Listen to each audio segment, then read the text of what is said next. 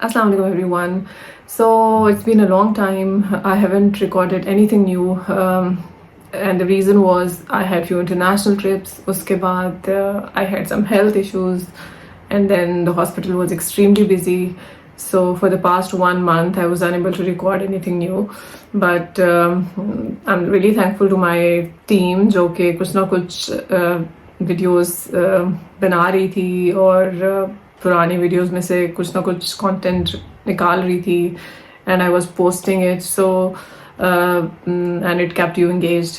So today we are starting again with our same routine. Hopefully कोई उस तरह के breaks नहीं आएंगे. So आज मैं एक बहुत important issue के बारे में बात करूँगी और वो है uterine fibroids. So हमारी ख़वातीन को एक बहुत कॉमन मसला है कि उनको जब भी वो अल्ट्रासाउंड कराती हैं तो उनको बताया जाता है कि यूट्रस में फाइब्रॉइड्स हैं, और बहुत सारे क्वेश्चंस होते हैं कि फाइब्रॉइड्स क्या होते हैं, ये कैंसर तो नहीं है, क्या ये कैंसर बन तो नहीं जाएंगे. इसकी वजह से उनको काफ़ी इश्यूज आते हैं रिलेटेड टू ब्लीडिंग, और ब्लीडिंग के अलावा जो समटाइम्स इतनी ज़्यादा ब्लीडिंग होती है कि एचबी लॉस हो जाता है, they feel fatigued, they feel weak, so it leads to a lot of health problems. So for fibroids क्या होते हैं? So पहली चीज़ तो याद रखने की ये है कि fibroids are not cancer. Fibroids are tumors, but they are not cancers. So these are benign growths in the uterus. Uterus की जो wall होती है उसके अंदर कुछ benign growths होती हैं, यानी कि benign tumors होते हैं जो spread करने की सलाहियत नहीं रखते और यूट्रस में ही ग्रो करते हैं और बड़े साइज के हो जाते हैं, और उसकी वजह से ब्लीडिंग हो सकती है. सो जब भी आपको कोई abnormal ब्लीडिंग होती है, जिसका मतलब है कि अगर आपको इंटरमेंस्ट्रुअल ब्लीडिंग हो रही है, यानी कि ब्लीडिंग थोड़े डेज के बाद हो रही है, हैवी ब्लीडिंग हो रही है, बहुत सारे डेज के लिए हो रही है और वो रुक ही नहीं रही, इतनी हो रही है कि एचबी ड्रॉप हो रहा है, हीमोग्लोबिन कम हो रहा है, आप थके हुए रह रहे हैं, आप टायर्ड हैं, आप डेली रूटीन में उस तरह एक्टिवली पार्टिसिपेट नहीं कर सकते, तो इन सारे सिचुएशंस में वी हैव टू सी कि वो फाइब्रॉइड्स जो हैं वो आपको प्रॉब्लम तो नहीं दे रहे. So the first test that we advise to diagnose this pathology is a pelvic ultrasound. So ultrasound is simple test जिसका कोई harmful effect नहीं होता, और ये आपके यूट्रस में फाइब्रॉइड्स डिटेक्ट कर सकता है. सो ऐसे फाइब्रॉइड्स जो छोटे हों, जो सिम्टम्स ना दे रहे हों, ब्लीडिंग ना हो रही हो, तो जनरली हम उनको कुछ भी नहीं करते, उनको आप फॉलो अप करते हैं या फॉलो अप भी नहीं करते. They are benign and we just leave them alone if the patient doesn't have symptoms. लेकिन अगर किसी को सिम्टम्स आते हैं फाइब्रॉइड से रिलेटेड, जिसका मतलब है कि ब्लीडिंग है, जो मैंने अभी सारे आपको गिनवाए, तो उस सिचुएशन में हम उन फाइब्रॉइड्स को मज़ीद डिटेल में देखना चाहते हैं. सो अगर तो वो अल्ट्रासाउंड में ऐसे नज़र आ रहा है कि वो फाइब्रॉइड्स हैं, they have very characteristic appearance on the ultrasound and they can be easily diagnosed. So generally gynaecologist के आप पास जाएंगे, वो आपको कुछ ट्रीटमेंट मेथड्स बताएंगे, समटाइम्स सर्जरी भी रिकमेंड करेंगे, और sometimes there is a treatment called embolization, जो कि यूट्रस की जो वेसल्स होती हैं जो कि फाइब्रॉइड्स को सप्लाई कर रही होती है, उनके अंदर एक मेडिसिन डाल दी जाती है और वो उनकी ब्लड सप्लाई को बंद कर देते हैं और फाइब्रॉइड्स वहीं पे डिजनरेट कर जाते हैं और ख़त्म हो जाते हैं. So that is an important one of the important treatments of fibroids. So the gynaecologist may suggest you either of the 3 options that I have told you. इसके अलावा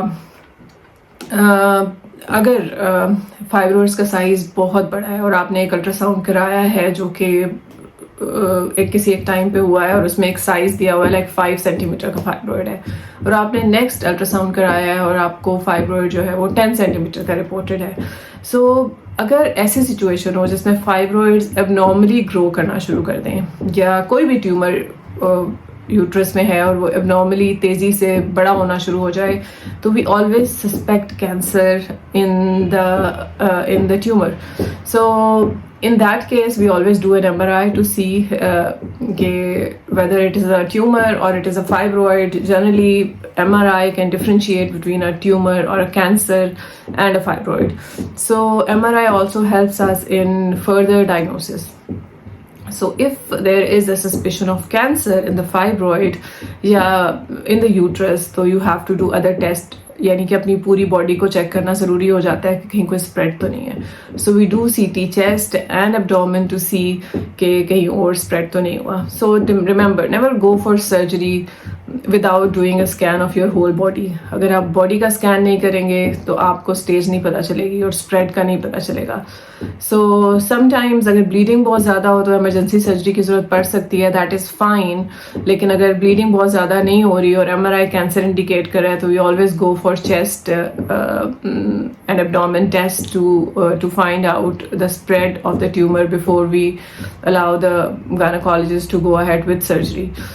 So अगर तो spread हुआ है तो we will not go for surgery. If there is no extensive bleeding, we will just take biopsy or we will advise you some treatment to control the disease.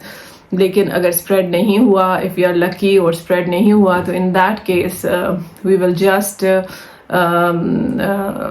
we will recommend you surgery, and the surgery may be removing the whole uterus along with ovaries or depending on the suspicion of which type of cancer we are thinking about, sometimes ovaries may be left behind.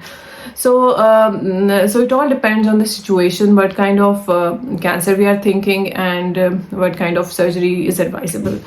So generally for most cases it is hysterectomy plus bilateral salpingo-oophorectomy, यानी कि आप uterus ovaries दोनों remove करते हैं.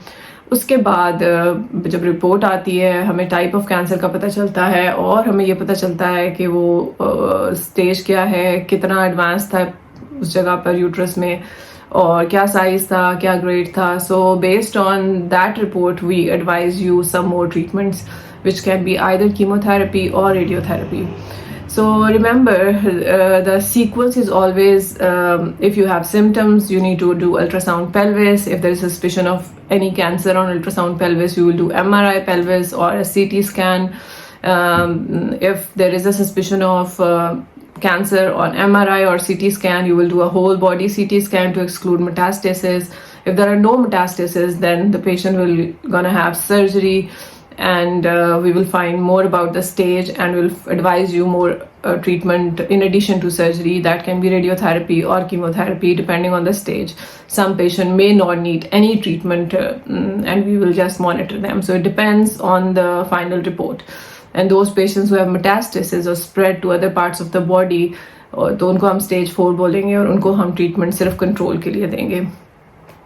So the learning point here is that if you have symptoms, mainly abnormal bleeding, तो उस situation में आपने अर्लीस्ट अल्ट्रासाउंड पेल्विस कराना है.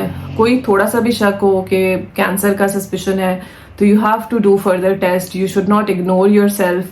और बहुत सारे पेशेंट्स मैंने ऐसे देखे हैं जिनके अंदर बहुत बड़े बड़े फाइब्रॉइड्स होते हैं, और क्योंकि फाइब्रॉइड्स आर बिनाइन ट्यूमर्स और वो ग्रो कर रहे होते हैं and they are not treated. और समटाइम्स ये होता है कि उनकी सर्जरी इस तरह की जाती है हाफ हार्टेड सी के उस फाइब्रॉइड को सिर्फ रिमूव करने की कोशिश की जाती है और इवेंचुअली उसमें रिपोर्ट आ जाती है कि ये कैंसर है. So remember, keep a suspicion of cancer always in mind whenever you are being told about any tumor in the uterus. So we see very young patients coming with stage 4 disease because their fibroids change into cancers, and or the cancer was there and it was misreported as fibroids. So it had spread to different organs, and by the time they had surgery and biopsy, we found out that it had already spread to different organs. So keep this in mind. So this was all about uterine fibroids. If you have any questions, you can leave in the comments and we will try to address them in one of the future videos. Thank you very much.